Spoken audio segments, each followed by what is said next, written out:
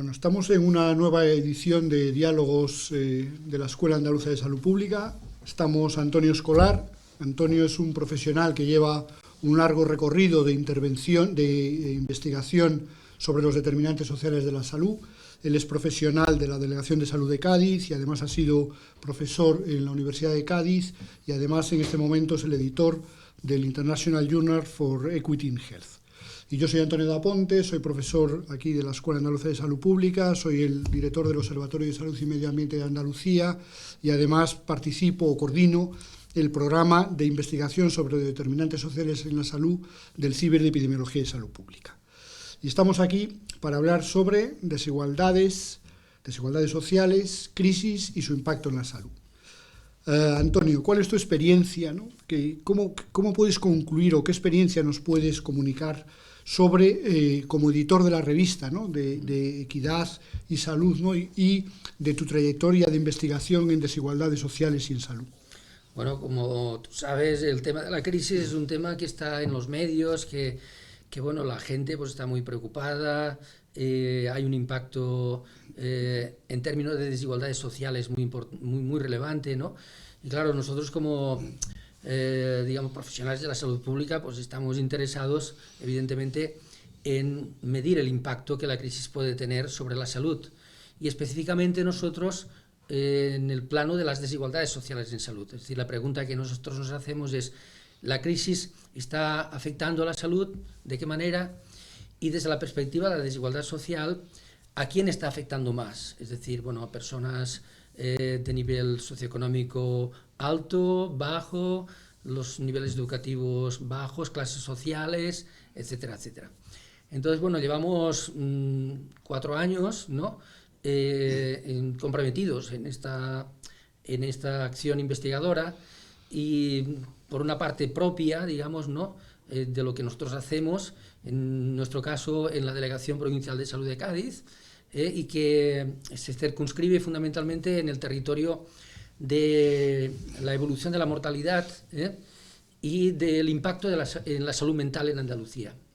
Hay un compañero que trabaja conmigo que está haciendo el doctorado sobre este tema y hemos publicado distintos artículos que bueno, reflejan el impacto en la salud mental. También hemos analizado cómo la mortalidad en Andalucía en el periodo de crisis, al menos está en el periodo último de la crisis, desde 2007-2008 hasta 2010, que es el periodo temporal del que hemos dispuesto datos para poder analizar, pues sí observamos que hay un impacto negativo entre las personas con hombres, concretamente, con bajos niveles educativos.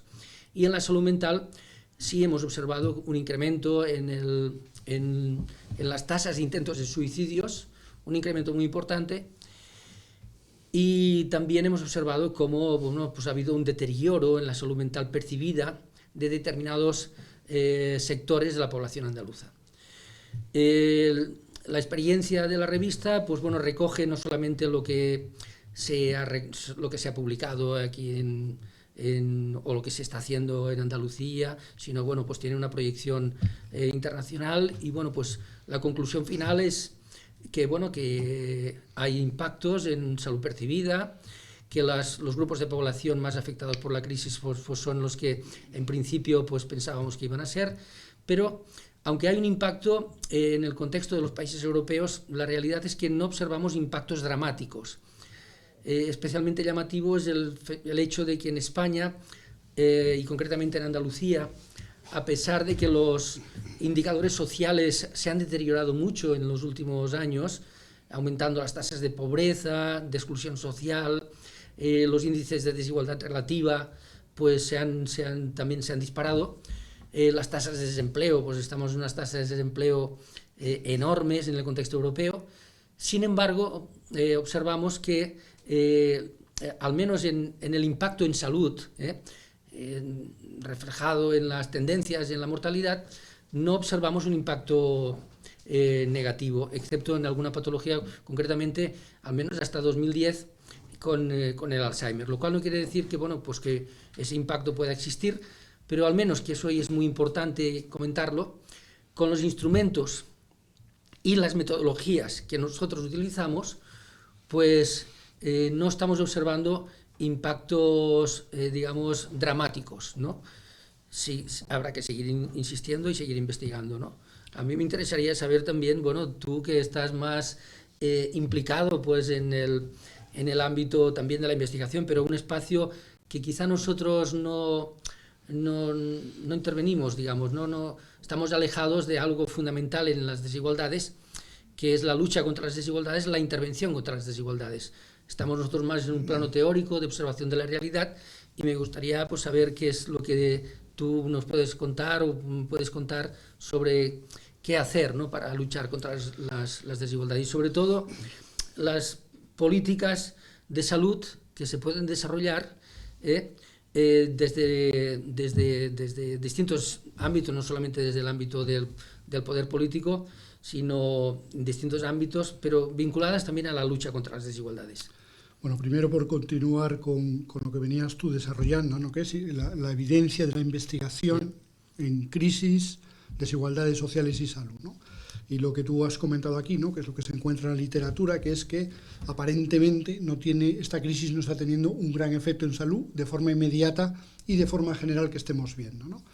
Mi experiencia es, entre otras cosas, la más reciente, ¿no?, es en el estudio del impacto de los desahucios, ¿no?, en la salud, que es el estudio que hemos hecho aquí en Granada, ¿no?, gente de la escuela y de la Facultad de Psicología y en colaboración con Stop Desahucios, y que a su vez han hecho también en Cataluña con un esquema muy similar, ¿no?, y que acaban de publicar ahora sus primeros resultados, ¿no? Un poco la evidencia es que el impacto es tremendo, ¿no? Es decir, el impacto de los desahucios, del proceso de desahucio en la salud de las personas es muy importante. Estamos hablando de magnitudes, comparado con la población general andaluza, que es como lo hemos hecho, comparando con indicadores de salud de la población general andaluza, estamos hablando de diferencias, ¿no?, en impacto en salud de magnitudes de un par de dígitos, ¿no?, es decir, de ratios de riesgos, ¿no?, pues en torno al 10, al 9, ¿no?, que es muchísimo en términos de impacto, ¿no? Además, con unos riesgos de suicidio enormes, ¿no?, donde casi 3/4 partes de la población, digamos, entran en la categoría de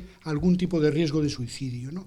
Y además con un importante efecto en la salud mental, pero además en algunos de los componentes de la salud mental que van a tener o van a mantener, digamos, el daño de forma crónica a lo largo de los años en la vida de estas personas, ¿no? Mucha de esta gente, de este colectivo, ¿no?, cualifica para ser calificados dentro de lo que se llama el síndrome de estrés postraumático, ¿no?, que es uno de los síndromes que producen más daños, más graves, ¿no?, para la salud de las personas, ¿no? Entonces, lo que vemos aquí es que para un grupo poblacional concreto, que es las personas en proceso de desahucio, ¿no?, lo que ocurre es que se ve un poco lo contrario a lo que se ve en los estudios cuando se estudia, digamos, la población general, ¿no?, que hay una enorme afectación de la salud muy relativamente rápido, diríamos, ¿no?, porque lo estamos viendo, ¿no?, la gente entra en un proceso de desahucio, esto es metodología, ¿no?, pero es un poco de, bueno, ¿a qué le llamamos proceso de desahucio, ¿no? Bueno, pues el proceso de desahucio dura muchos años, que quizás es una de las claves que pensamos que puede influir más en la enorme magnitud de daño a la salud, ¿no? Y empieza cuando las personas empiezan a tener dificultades para pagar, en el caso de una hipoteca, ¿no?, de la propiedad de una casa, su hipoteca. Y empiezan a tener que, digamos, trampear de alguna manera, y empieza la angustia, ¿no?, y el miedo a no poder pagar la hipoteca, ¿no?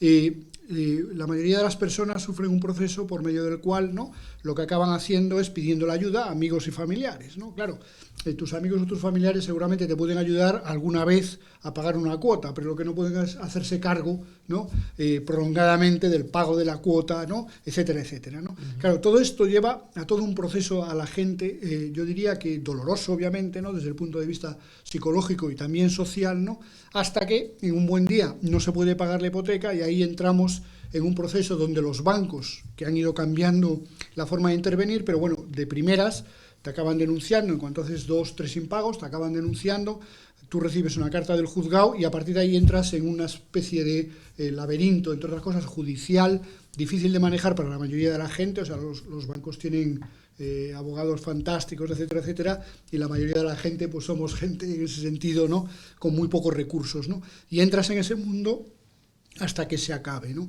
Y para la mayoría de la gente en España, ¿no?, solamente en torno a un 30% de las personas han conseguido algo parecido a la dación en pago, ¿no?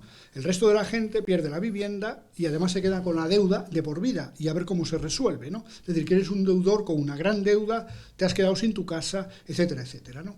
Y además con otros condicionantes que es que son familias, no suelen ser las personas individuales las que compran una casa, con lo cual hay menores, con lo cual hay una unidad familiar. Es decir, todo esto vemos que impacta de forma importante en la salud, ¿no?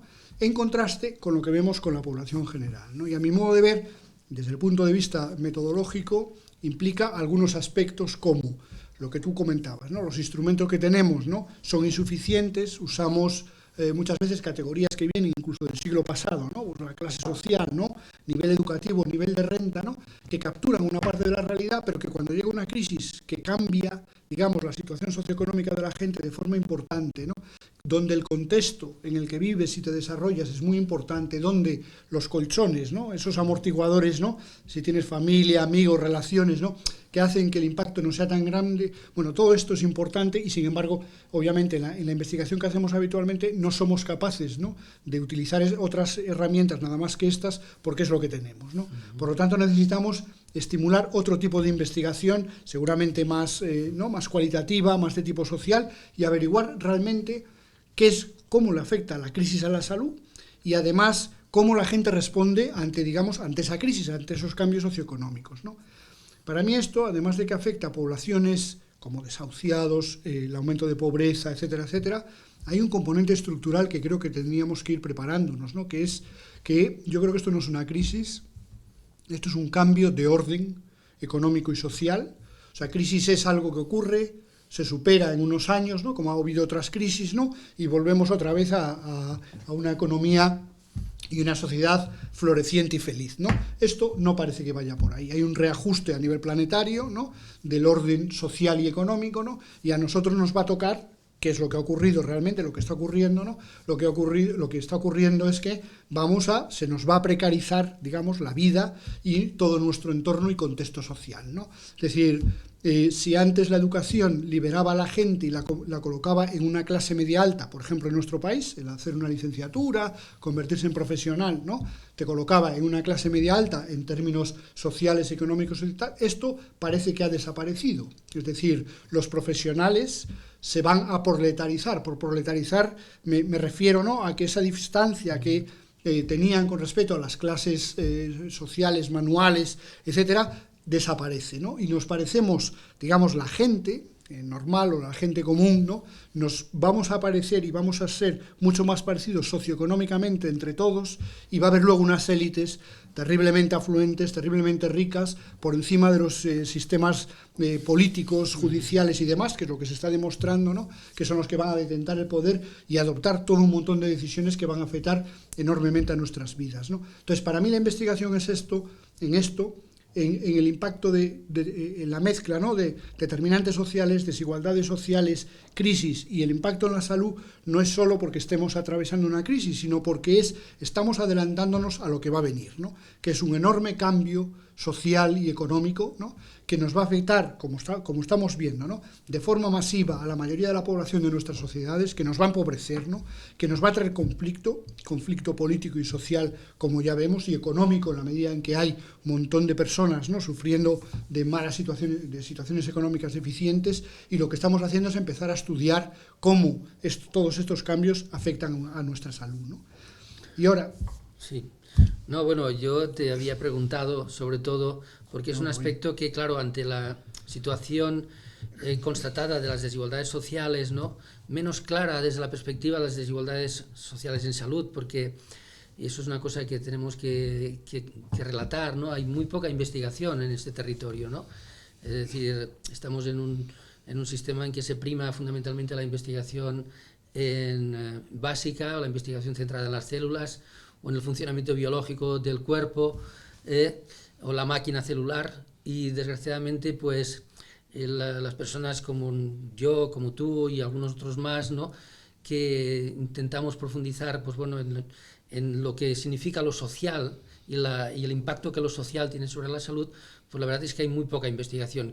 Quizá en parte esa poca investigación y seguramente lo mal que lo hacemos, ¿no?, pues obstaculice el visualizar de forma más evidente, ¿no?, lo que por otra parte pues mucha gente te comenta en la vida cotidiana, ¿no? Es decir, cuando yo comento a algunos amigos, pues mira, yo con los datos que tengo, pues no veo un impacto así tan, porque la mortalidad no cae, no se lo creen, dicen, no, esto no puede ser, aquí pasa algo.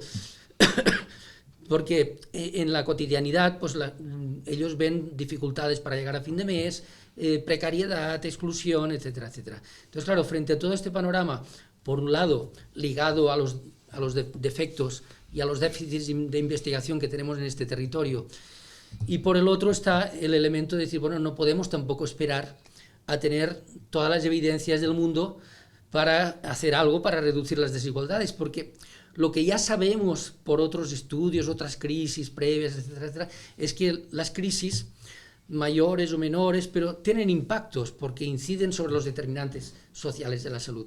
Si tenemos claro y tenemos evidencias, toneladas de evidencias que los determinantes sociales son importantes para la salud, evidentemente no nos podemos quedar en esperar que la investigación nos resuelva las últimas dudas o nos certifique sin ni un género de dudas que hay una relación entre una cosa y otra. Y para eso pues son importantes las políticas, las intervenciones. Entonces, bueno, me gustaría, porque vosotros estáis trabajando en ese sentido, hay iniciativas muy interesantes en España que están empezando, digamos, a abandonar, digamos, los templos de los despachos y los ordenadores y las bases de datos y salen al espacio exterior y buscan cambiar las cosas.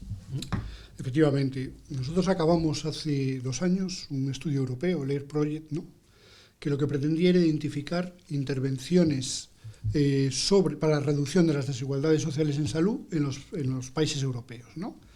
Y el estudio fue realmente una sorpresa, ¿no?, desde diversos puntos de vista, ¿no?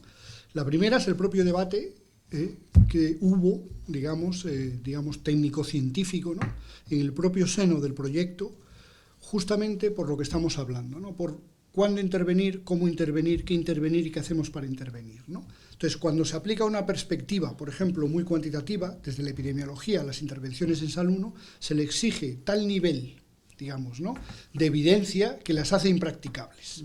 Si tú haces una intervención sobre una población vulnerable desde un centro de salud, ¿no?, es imposible que dediques más recursos a evaluar el impacto de tu intervención que hacer la intervención, ¿no?, que es lo que ocurre a veces con la epidemiología, ¿no?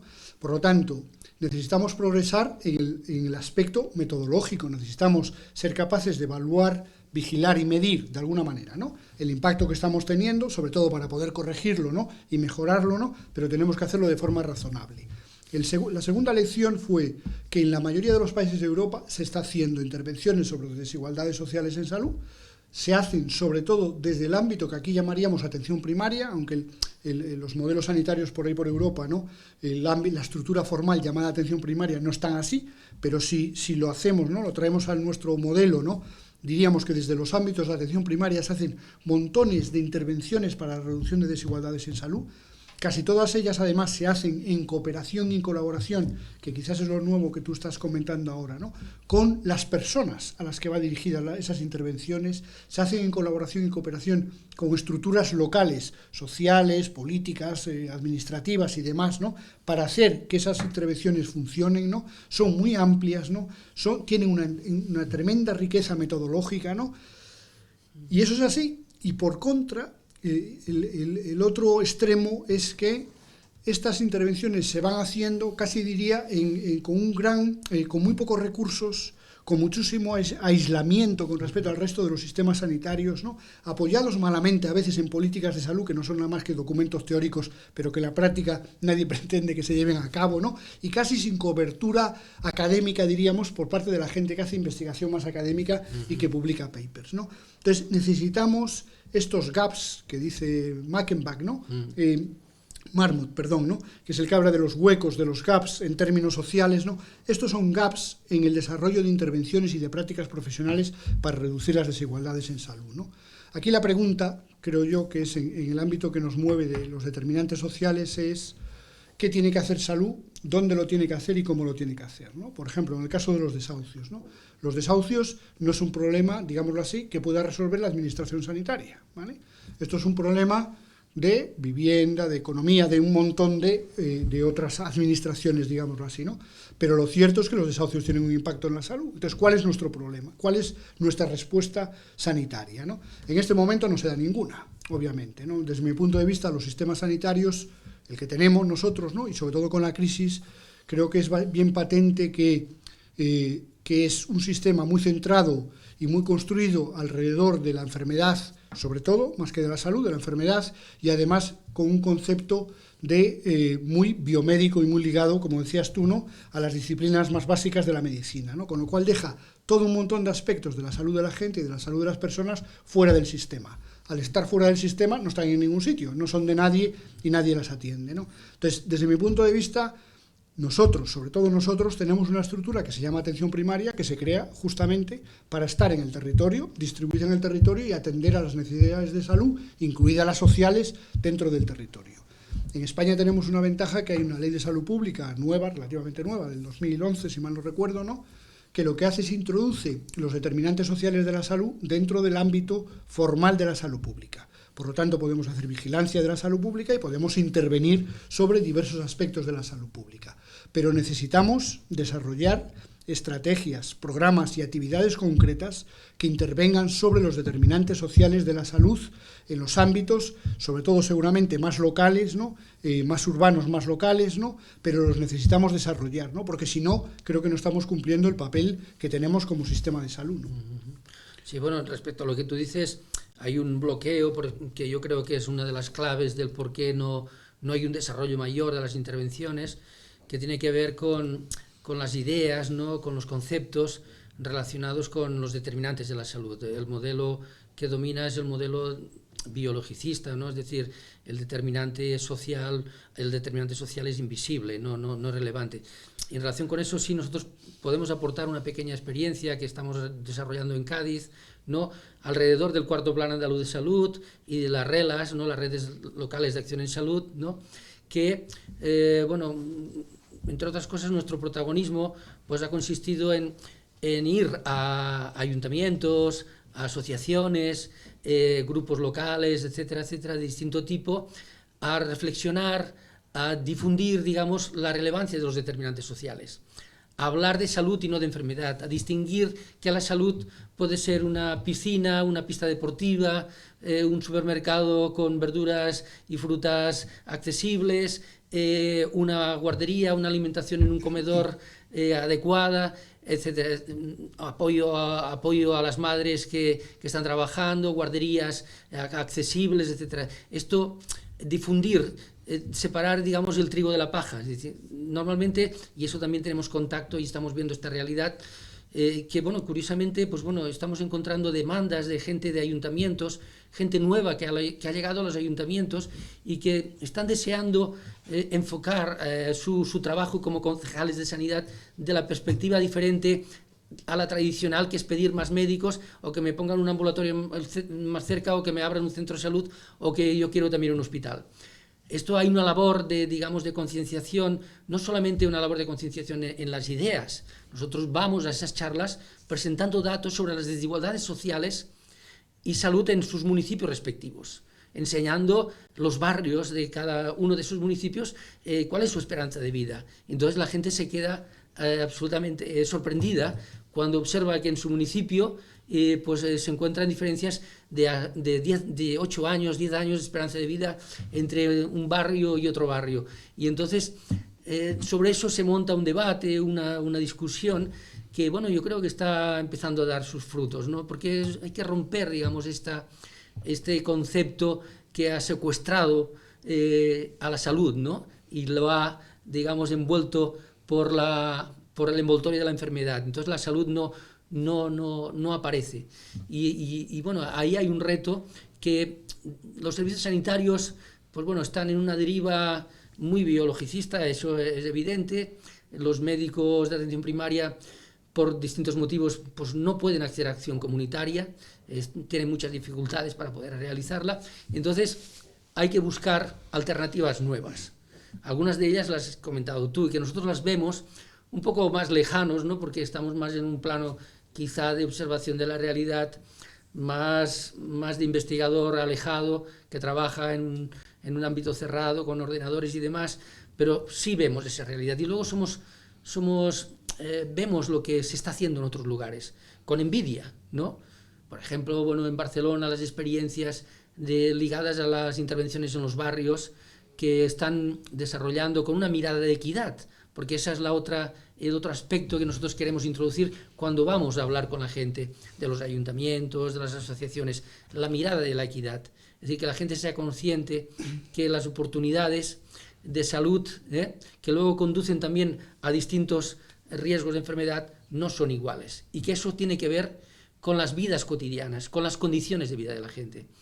Y ahí hay un territorio enorme de transformación, de educación, que finalmente ojalá pues nos acerque a unas intervenciones no tan centradas en la enfermedad y más en la salud.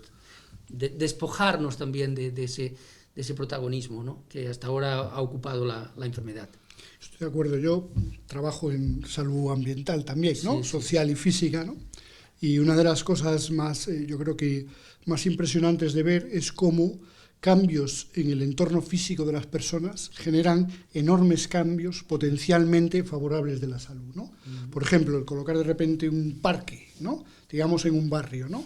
El construir un carril bici que sea practicable, ¿no? O sea, que puedan ir la gente con su bicicleta de forma segura, ¿no? Permitir o anchar las aceras, por ejemplo, y hacerlas fáciles de caminar para gente mayor, ¿no?, que tienen a veces dificultades de estabilidad, de movilidad, de visión, de equilibrio y demás, ¿no? Y hacerlo esto fácil, todo esto, ¿no? Sí. El ponerle colmados con alimentación fresca, todo esto, ¿no? Yo creo mucho en estas intervenciones, ¿no? Es decir, que no necesitas unos grandes consensos, que son relativamente simples, entre comillas, ¿no?, lo de simples, ¿no?, pero que impactan en miles y miles de personas, ¿no? Y eso crea salud, ¿no? Entonces, una de las cosas que yo estoy trabajando en la actualidad es justamente en intentar llevar la salud al debate del contexto medioambiental. Aquí en Granada, por poner un ejemplo, hay un enorme debate sobre la movilidad en la ciudad, ¿no? Esta ciudad tiene unos niveles de contaminación atmosférica más altas que muchas de las capitales europeas con muchos millones de habitantes, ¿no? Lo cual te habla de una ciudad, digamos, ineficiente, claramente ineficiente, ¿no? Bueno, esto se debe a que tenemos un tráfico enrevesado y un sistema de transporte que claramente es insuficiente para la gente que vive aquí, ¿no? Bueno, pues hay el ayuntamiento ha montado, ¿no?, organizado, ¿no?, un observatorio de movilidad, ¿no?, y el plan de calidad ambiental del propio ayuntamiento, ¿no?, y ahí estamos, ¿no? Y lo que intentamos trasladar, ¿no?, es justamente esto, ¿no? Es decir, que a la hora de hacer un plan de movilidad para esta ciudad, esto no solo consiste en que los autobuses lleguen más rápido o más tarde, que eso es importante, ¿no? También hay que hacer una mirada desde la salud y cómo se puede favorecer la salud y la salud de las personas, ¿no?, a través de un plan de movilidad, utilizando la evidencia que hay en otros sitios, ¿no? Bueno, necesitamos, y creo que es fundamental, sobre todo para los determinantes sociales de la salud, creo que es obvio que se necesitan políticas a favor de los determinantes sociales, a favor de las condiciones sociales de vida de la gente, políticas macro, me refiero, laborales, económicas y demás, que en este momento las políticas son muy negativas en este sentido, en España, en Andalucía y demás, ¿no? Pero con ese contexto, luego además necesitamos, creo yo, que el ámbito idóneo de intervención es el ámbito local, porque creo que es donde podemos ser más eficientes y donde podemos tener mucho mayor impacto sobre las condiciones de vida de la gente en todos los órdenes, y que es ahí donde creo yo, en lo que se llama salud comunitaria, ¿no?, pero yo también llamo salud ambiental o protección de la salud, ¿no?, donde podemos intervenir, ¿no?, más eficazmente, ¿no?, en favor de la salud y hacer cambios que realmente son duraderos para la salud y la vida de las personas. Totalmente de acuerdo. Es decir, que hay un territorio enorme todavía, sobre todo la necesidad de reorientar, ¿no?, tanto los ámbitos de la investigación, a las prioridades de investigación, que pongan a los determinantes sociales y a las desigualdades sociales en salud en un primer plano, desde luego en un plano más fuerte que el que tiene hasta ahora, ¿no? Nosotros también reivindicamos, ya que estamos en el marco de una escuela andaluza de salud pública, una mayor formación en epidemiología social. Es urgente que se forme mejor desde la perspectiva de la epidemiología social, que seamos capaces de medir mejor los impactos desde los determinantes de la salud. Ahora, en el contexto de la crisis, pues con razón de más, ¿no?, pero que eso no se aplaza, es decir, que bueno, eso es una continuidad. La crisis esta, nosotros decimos, soy de los que dicen que esta crisis no se acabará nunca, ¿no? Por una serie de razones. Ahora estamos en un pico, pero los contextos y el nuevo orden que tú has comentado al principio, pues hace y augura que esta situación de crisis que se refleja en estas elevadas tasas de desempleo, precariedades, etcétera, etcétera, se vayan a prolongar mucho en el tiempo. Por eso es absolutamente necesario que en la epidemiología el contenido de lo social sea mucho más relevante. Y una institución como la Escuela Andaluza de Salud Pública tiene que hacer un esfuerzo formativo mucho más intenso en este ámbito. Bueno, pues muchas gracias, Nada, Antonio. Hombre, encantado y gracias ha sido un placer y gracias, efectivamente. A todos los que habéis seguido la charla. Espero que os haya sido de interés y bueno, pues estamos en Cádiz, yo estoy en Cádiz, en la Delegación de Salud. Si alguien quiere conectar con nosotros porque tiene interés en algún aspecto específico de lo que nosotros hacemos, pues estaremos encantados. Y yo estoy aquí en Granada, en la escuela, y estamos en la pelea, y bienvenidos todo el mundo que quiera sumarse a ella.